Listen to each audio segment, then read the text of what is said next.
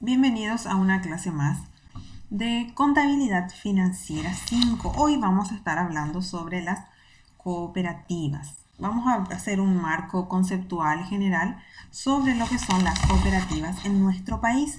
Pero antes de pasar al tema principal, vamos a hablar un poquito sobre la historia y el desarrollo del cooperativismo, tanto a nivel mundial como en nuestro país, el Paraguay. Tenemos ciertas historias, diversos teóricos hablan sobre los antecedentes y orígenes de las sociedades cooperativas. Estas nacen en el año 1844, donde un grupo de obreros ingleses creó una organización denominada cooperativa, tuvo su formación legal con los aportes de sus integrantes. Crearon el primer almacén cooperativo en la ciudad de Rochdale, Inglaterra, una ciudad bastante significativa para todo el movimiento cooperativo. La doctrina de cooperación significa la convicción que tiene un movimiento a partir de ideas, juicios, conceptos que se unen a los hechos y a la práctica que tienen. También en el Paraguay se habla de ciertos antecedentes de las cooperativas a través del trabajo conjunto que desarrollaban los guaraníes, porque estos tenían una organización económica y social que tiene cierta similitud al movimiento cooperativo, de ahí que se atribuye que en ese entonces ya tuvo cierto origen en las cooperativas en nuestro país, el Paraguay. A nivel formal, el origen se da en 1923, el origen de las cooperativas. El Comité Ejecutivo de la Alianza Cooperativa Internacional, por sus siglas ASI, recomendó conmemorar un Día Internacional de las Cooperativas. El 16 de diciembre de 1992, la Asamblea General de la ONU, Organización de las Naciones Unidas, a través de una resolución proclamó la necesidad de realizar un Día Internacional de las Cooperativas. Y así fue consolidándose este movimiento cooperativo en el mundo. Bien, ahora en el Paraguay nosotros tenemos una ley que regula el funcionamiento de las cooperativas.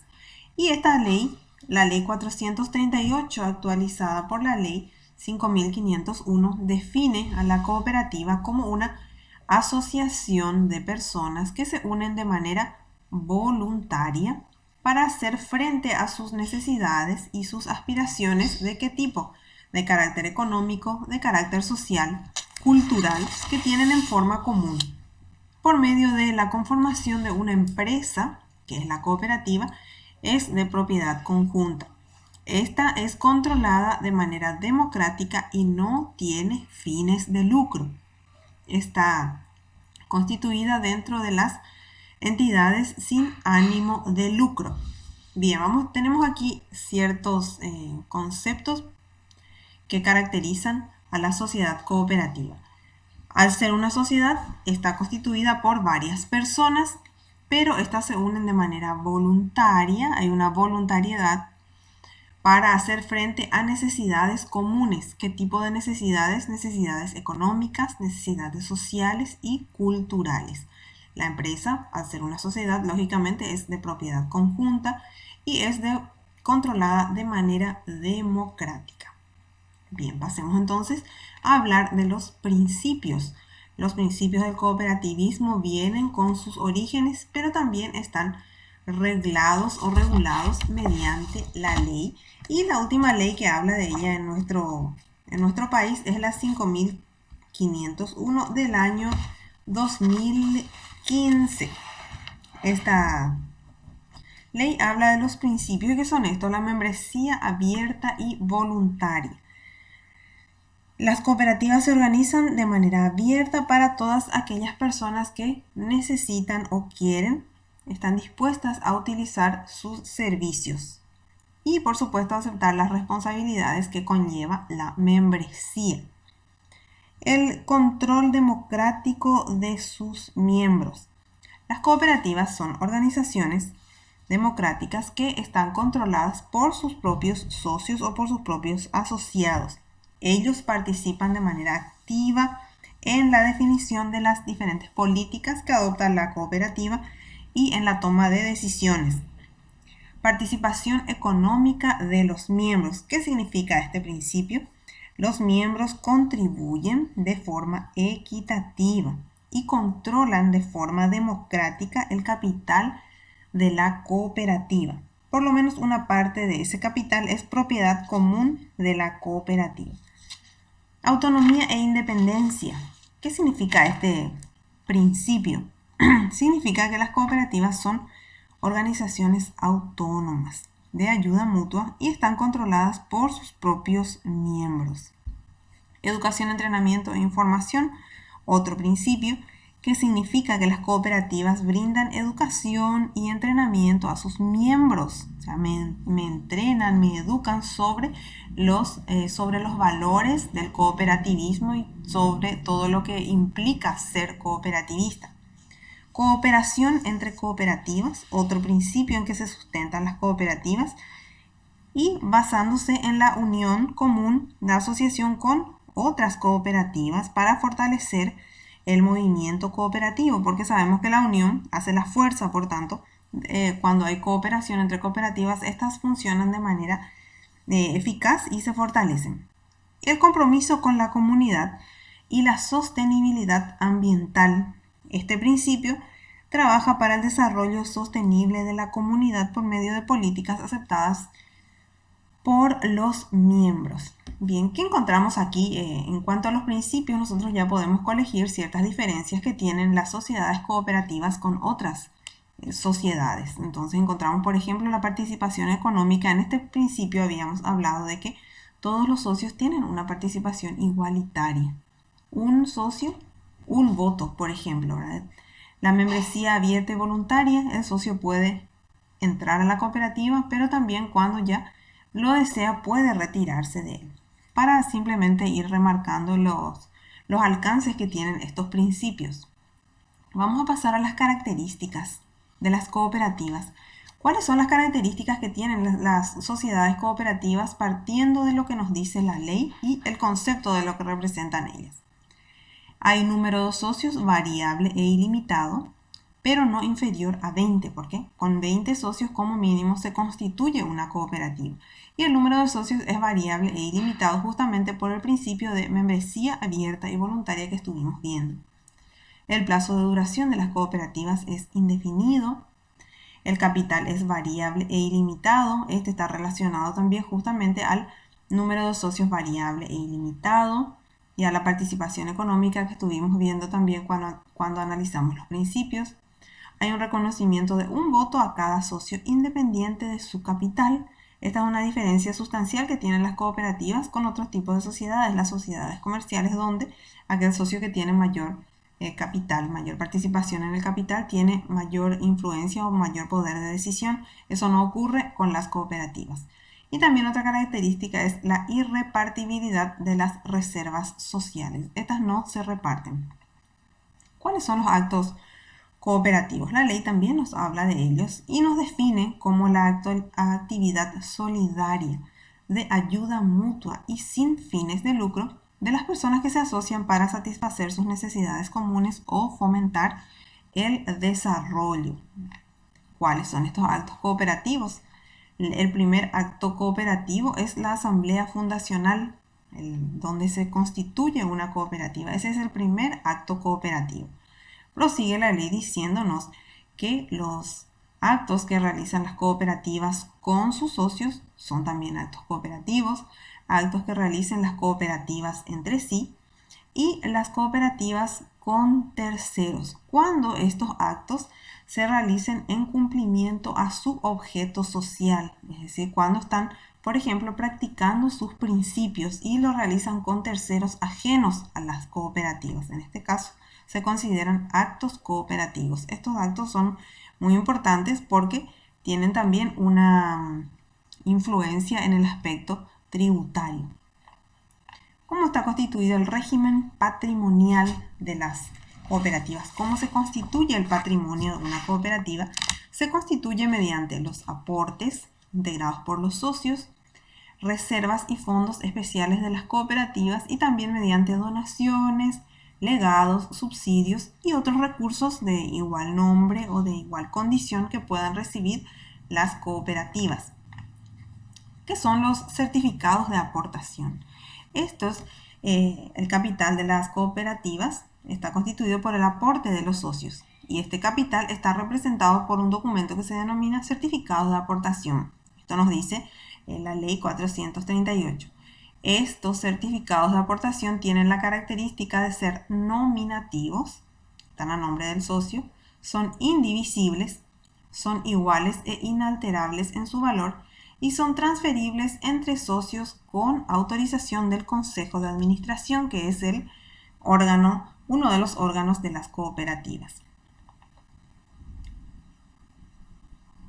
El capital social de una cooperativa está constituido por dos tipos, el capital social repartible y el capital social irrepartible.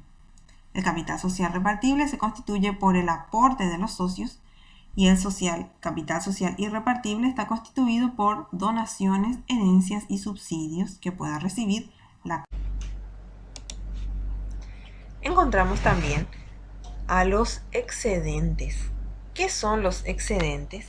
La ley 438 nos dice que del total de los ingresos devengados obtenidos durante la gestión económica del ejercicio de la cooperativa, se deben deducir los costos y los gastos de explotación, es decir, los ingresos que haya tenido la cooperativa en un ejercicio, a ese ingreso serán restados, se le van a restar los costos y los gastos. Esa diferencia es lo que cuando hablamos de sociedades cooperativas se denomina excedentes. Si existe, por supuesto, un saldo favorable, ese es el excedente. De lo contrario, si el resultado de esta operación es negativa, entonces aparece lo que se denomina pérdida.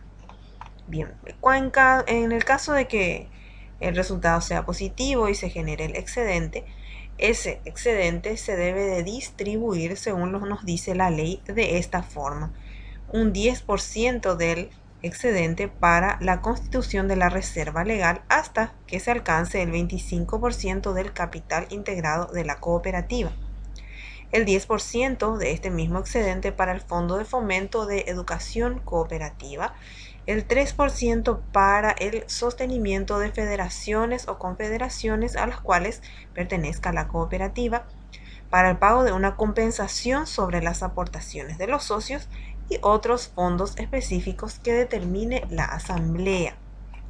Y hablando de asamblea, la asamblea es el órgano de gobierno principal de la cooperativa y aquí los tenemos en un esquema. La asamblea puede ser, como ya vimos en los actos cooperativos, la asamblea fundacional o de constitución de la cooperativa, la asamblea ordinaria, la asamblea extraordinaria, la asamblea donde se disuelva la cooperativa, pero también tenemos los demás órganos, que son el órgano electoral, el consejo de administración y la junta de vigilancia. Cada uno de estos órganos de gobierno tiene su función específica y establecida en la ley 438. Vamos a ver también que existe la integración de las cooperativas. Habíamos hablado que uno de los principios del cooperativismo es la cooperación entre cooperativas y aquí encontramos las distintas formas en que se pueden integrar las cooperativas. Una de ellas es la integración horizontal. ¿Cómo se da la integración horizontal? Cuando existen integración entre cooperativas, cuando hay fusión de cooperativas, dos cooperativas se fusionan y cuando hay una incorporación de una cooperativa a otra. También tenemos la integración vertical, que se constituye mediante centrales, federaciones y confederaciones de cooperativas. Estas tienen otros objetivos que son más bien defender al movimiento cooperativo y fortalecerlo. Tipos de cooperativas vamos a ver en este punto. Y la ley nos habla de dos tipos específicos de cooperativas: las especializadas y las multiactivas. ¿Qué son las cooperativas especializadas? Encontramos aquellas que tienen funciones específicas, como dice su nombre, que pueden ser cooperativas de consumo, cooperativas de trabajo, cooperativas de ahorro y crédito y de otro tipo también que podemos ir encontrando. ¿Y qué son las cooperativas multiactivas? Aquellas que tienen desarrollan más de un tipo de función. Por ejemplo, una cooperativa de consumo que a la vez es una cooperativa de ahorro y de trabajo y de ahorro y crédito. Esas son las cooperativas multiactivas que tienen más de un tipo dentro de sí misma. Hablando un poco del régimen contable de las cooperativas, la ley nos habla de ella en el artículo 49. Nos dice que el ejercicio económico de una cooperativa será anual. Aquí vemos que al igual que otro tipo de empresa, el ejercicio es anual y coincide con el periodo comprendido entre el 1 de enero al 31 de diciembre de cada año civil, salvo una autorización expresa que pueda tener la cooperativa que reciba del organismo de aplicación, la autoridad de aplicación, que es el Instituto Nacional de Cooperativismo, el INCOP, que a su vez es el organismo que establece las normas contables reguladoras de las sociedades cooperativas. No es que éstas tengan un régimen contable diferente a las demás entidades, solamente que esta es la entidad que las aprueba, que establece el plan de cuentas, a la cual se le deben establecer o remitir los informes periódicos que deben ir generando las cooperativas. Hablando de ello, ya encontramos las diferentes normas contables que son aplicables a las sociedades cooperativas en nuestro país. Entonces, encontramos que el ejercicio económico es anual. Las normas contables aplicables específicamente dentro de las sociedades cooperativas se establecen mediante la autoridad de aplicación, que es el Instituto Nacional de Cooperativismo. En cuanto al patrimonio, como ya estuvimos diciendo precedentemente, este está constituido por los aportes que integran los socios, las reservas y fondos especiales y donaciones, legados y subsidios que pueda recibir la cooperativa. ¿Qué pasa con el enjugamiento de las pérdidas? Ya habíamos visto precedentemente cómo se obtiene el excedente de una cooperativa, pero cuando esta diferencia entre los ingresos y los gastos resultare negativa, existen las pérdidas. Ahora, ¿cómo se salvan estas pérdidas? Si hubieren, se cubren mediante la reserva legal, mediante fondos que se destinen específicamente a dicha finalidad, excedentes de futuros ejercicios y el capital de los socios, en última instancia, el capital de los socios en proporción directa al monto del mismo, al monto de la pérdida. El capital, como ya dijimos, es variable y la ganancia que obtiene la cooperativa se denomina excedente. Bien, hasta aquí podemos hablar en forma resumida de lo que constituye el origen de las cooperativas, cómo están constituidas en nuestro país y el régimen contable específico aplicado al tipo de sociedad cooperativa. En otros videos vamos a ir viendo cómo se realizan los registros contables. Muchas gracias.